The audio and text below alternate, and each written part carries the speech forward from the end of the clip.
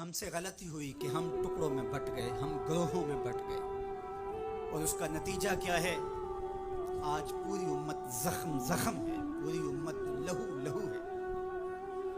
کہا تمہاری ہوا اکھڑ جائے گی اگر تم نے اللہ کی رسی کو چھوڑ دیا، تم نے رسول کے دامن کو ترک کر دیا، تم گروہی تقسیمات پہ یقین رکھنے لگے، تم نے 1.5 اینٹ کی مسجد کھڑی کر لی، تم تقسیم در تقسیم کے عمل سے گزرتے رہے، تم امت سے فرقوں سے جماعتیں، جماعتوں سے لابیاں، اور لڑکتے لڑکتے تم ٹکڑے ٹکڑے ہو گئے، تم کرچی کرچی ہو گئے۔ وَكَذَلِكَ جَعَلْنَاكُمْ أُمَّةً، ہم نے تو امت بنایا تھا تمہیں، تم نے اپنے آپ کو بانٹ لیا، تم ایک دوسرے کا گریبان نوچنے لگے، تم ایک دوسرے کے جبے پھاڑنے لگے، تم ایک دوسرے کے لیے نفرتوں کے بیج بونے لگے، تمہاری زبانیں انگارے اگلنے لگی، تم منبر و محراب کے تقدس کو پامال کرنے لگے، تم خواہشات کے غلام بن گئے، تم آرزوؤں کے نوکر بن گئے، تم اپنے نفس کی غلامی میں آ گئے۔ تم تو غلام تھے آمنہ کے لال کے، تم نے کب سے نفس کی غلامی اختیار کر لی، تم کب سے خواہش کے نوکر بن گئے، تم کب سے نفس کے بندے بن گئے۔ تم نے امت بننا ہے، تم نے رسول اللہ کا غلام بننا ہے۔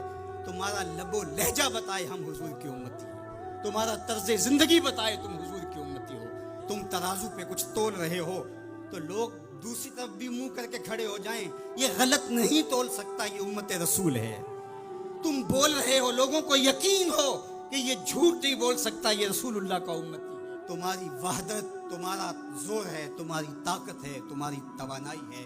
تو فرمایا وَكَذَلِكَ جَعَلْنَاكُمْ أُمَّةً، ہم نے تو امت بنایا تھا تمہیں۔ آج حضور کے قلب اطہر پہ کیا گزرتی ہوگی جب شام کی بچیوں کے منہ پہ تماچے مارے جاتے ہیں، جب بغداد میں حضور کی امت خانمہ برباد نظر آتی ہے، جب برما میں آری لے کر کے اعضاء کاٹ دیے جاتے ہیں، دشت لیلہ سے لے کے کندھار تک، غزہ سے لے کے کشمیر تک لاشیں ہی لاشیں بکھری ہوئی نظر آتی ہیں، بستی بستی کریا کریا، صحرا صحرا خون، امت والے امت کا ہے کتنا سستا خون۔ شام، قدس، کشمیر اور برما، کس کس کا احوال کہوں، ہر سو زخمی، ہر سو لاشیں، ہر سو بہتا خون، امت والے امت کا ہے کتنا سستا خون۔ آج امت لہو لہو ہے، اس پوری کائنات میں 1 انچ بھی جگہ ایسی نہیں ہے جہاں آتش و آہن برستا ہو اور وہ کفار کی سرزمین ہو۔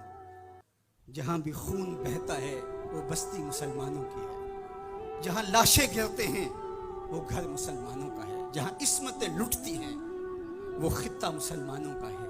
یہ ہمارے گناہوں کی سزا ہے جو ہم کاٹنے پہ مجبور ہیں، اور جب تک ہم امت نہیں بنتے تب تک رسوائیاں ہمارا مقدر ہوں گی۔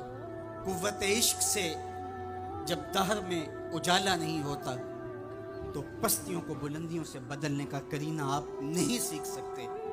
نام محمد کو تھام کر کے، امت کی وحدت کے تصور کو اجاگر کر کے، حضور کا پاکیزہ وجود جو امت کی وحدت کا ضامن ہے، اس سے بے لوث محبت کا رشتہ اور الفت کا ربط جب تک مضبوط نہیں ہوتا تب تک ہم ان مشکلات سے کبھی بھی نہیں نکل سکتے۔ 1000 فلسفے تراش لیں، 1000 منطقیں بگھار لیں، لیکن کوئی نتیجہ نہیں ہوگا۔ تمہیں نتیجہ تب ہی ملے گا جب حضور کے قلب اطہر کو آرام پہنچاؤ گے، جب امت بن جاؤ گے، جب حضور علیہ السلام سے وابستگی اپنا شعار زندگی بنا لو گے، تو پھر دہر میں اجالا اور روشنی حضور علیہ السلام کے نام کے صدقے سے نصیب ہوگی، اور تقدیر کا قاضی تمہاری سزائیں معاف کر دے گا، اور پھر نتیجہ تمہارے سامنے اس صورت میں نمودار ہوگا کہ تم بحر و بر کے مالک ٹھہرو گے، اور کائنات کے اندر حضور کے ساتھ وفا کے رشتے کے نتیجے کے اندر لوح بھی تمہارے ہاتھ میں ہوگا، قلم بھی تمہارا ہی مقدر ہوگا۔ لیکن شرط یہ ہے کہ تم صحیح معنی کے اندر امت بن جاؤ. وَأَنْتُمُ الْأَعْلَوْنَ إِن كُنتُم مُؤْمِنِينَ. یہ میرے رب کا وعدہ ہے اور میرے رب کے وعدے سچے ہوتے ہیں. کہا تم ان کے بن کے تو دیکھو، عزت کا تاج میں تمہارے سر پہ رکھوں گا.